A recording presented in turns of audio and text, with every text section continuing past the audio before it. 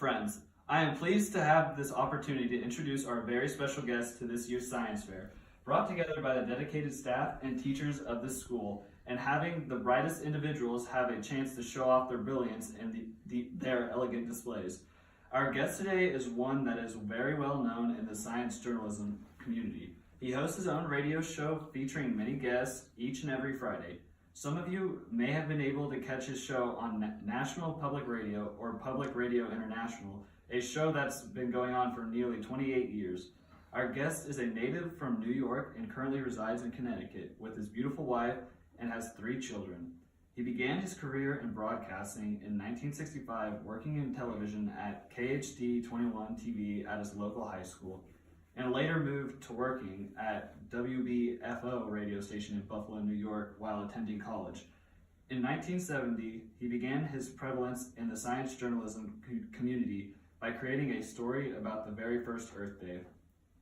He graduated a year later with a bachelor's in engineering and went on to work for NPR. He was everything from a production assistant to producer, even a science correspondent on May science-related shows during his stay with NPR. While he was working with NPR, he also had the opportunity to have his own TV show called Newton's Apple, which aired from 1982 to 1987. The show, originating out of KTCA in Minnesota, featured our guest as the first host of the show that covered many different topics, in a similar sense of how Bill Nye covered science topics in the 90s. In 1991, he began hosting Science Friday, and Science Focus's NPR podcast that carried his career to 2013, moving to a PRI or Public Radio International podcast that still airs to this day. Over the course of his career, he has received many awards, including an honorary Doctor of Humanities and of Science Educations.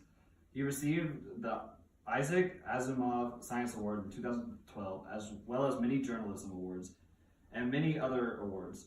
Frankly, there are just too many to list here. Revered by many, he has even been asked to make guest appearances on many shows like The Big Bang Theory, Charlie Rose, and even Oprah many times. He has even had references thrown to him from other media. Our guest will be attending our event to cover the event for an upcoming episode of his show, give some insight to some students on their projects and displays, and even serve as a judge this year. I am confident that our guest will no doubt be a bit overqualified for what he's going to be doing today. Don't worry, there will be many of time to bombard this poor man with questions later, but if you haven't guessed who it is by now, I would like to ask for you to give a warm welcome to Ira Flateau.